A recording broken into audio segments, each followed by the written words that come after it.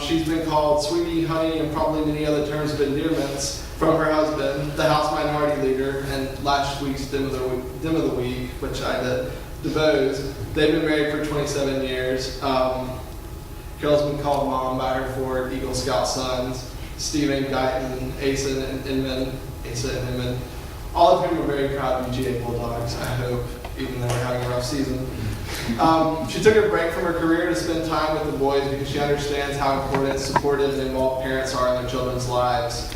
She's been called employer by the 50-plus people that work with her at the Carrier Herald, the giant newspaper she owns and manages. She's the only candidate in the race that understands the difficulties of making payroll in a tough economic situation.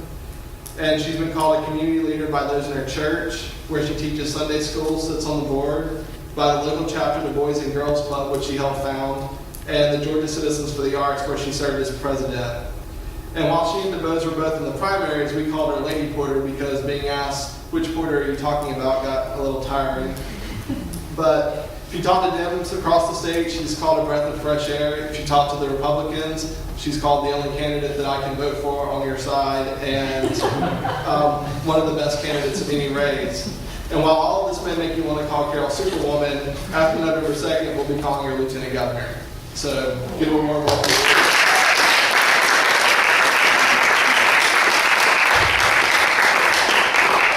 Thank you very much for that. That was wonderful, and I really appreciate it, and all the hard work that you do, and all the hard work that y'all do as well. We're going to have to really get motivated and get people out, because we're at a crossroads in Georgia right now. And you heard about my story. I grew up in Wrightsville, Georgia. You may notice this accent. There are about 2,000 people in my hometown. Y'all may have heard of Herschel Walker. He put us on the map. He was a great Heisman Trophy winner from Georgia. But I went on house calls with my father over there, and I went in every single home across all educational and economic backgrounds. And I know that if the children that are there had had the same opportunities I had, I graduated from here too, with a psychology degree, that they would not be stuck in those terrible situations that a lot of them are in. Right now in Georgia, we're number 1 in the percentage of our population in the correctional system because we don't value education. And I realized at a very early age that education meant a big difference to most of the people in this state. I'm very upset about the fact that we say we're pro-business in Georgia when we are certainly not.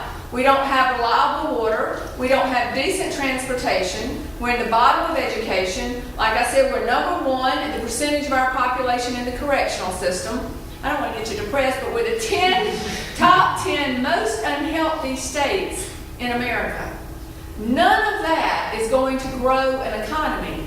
And I just get so fed up as general manager when I look at my 9-county area. I am sick and tired of seeing small business owners screwing plywood over their windows because of the poor, unethical decisions that are being made in Atlanta. There are a lot of great solutions for Georgia. We have the blue ribbon panels and commissions, but things never seem to get through. Come on in, DeBose. I want to introduce my husband, DeBose Porter. He's the minority leader of the House.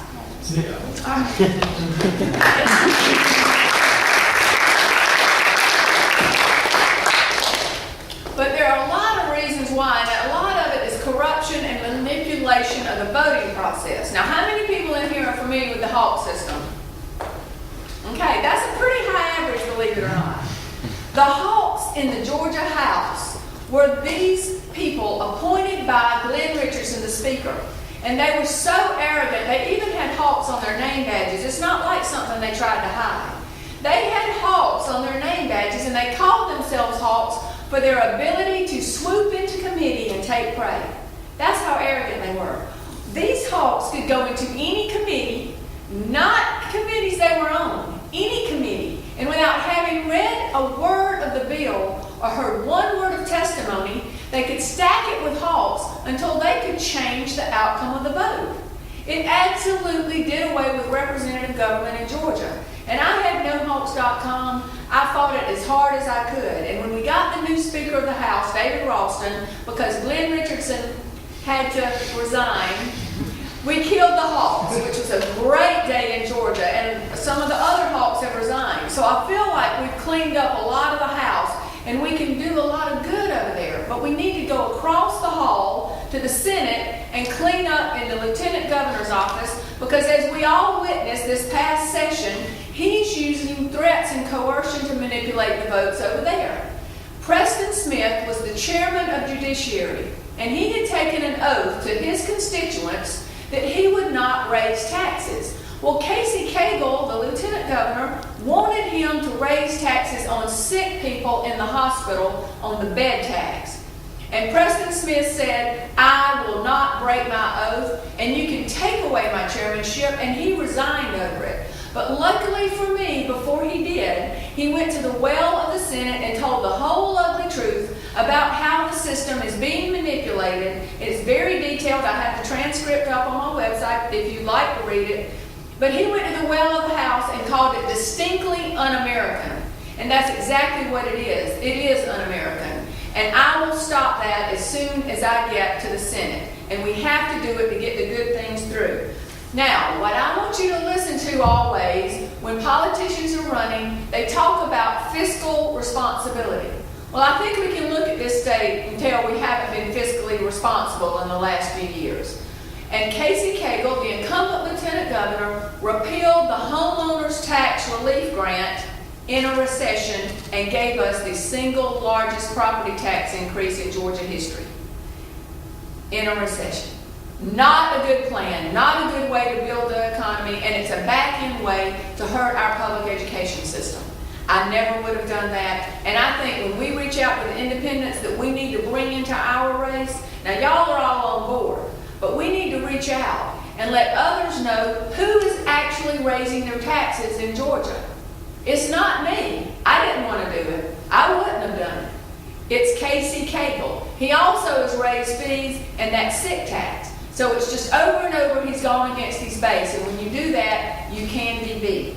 On smaller government is great if it's efficiency you're creating.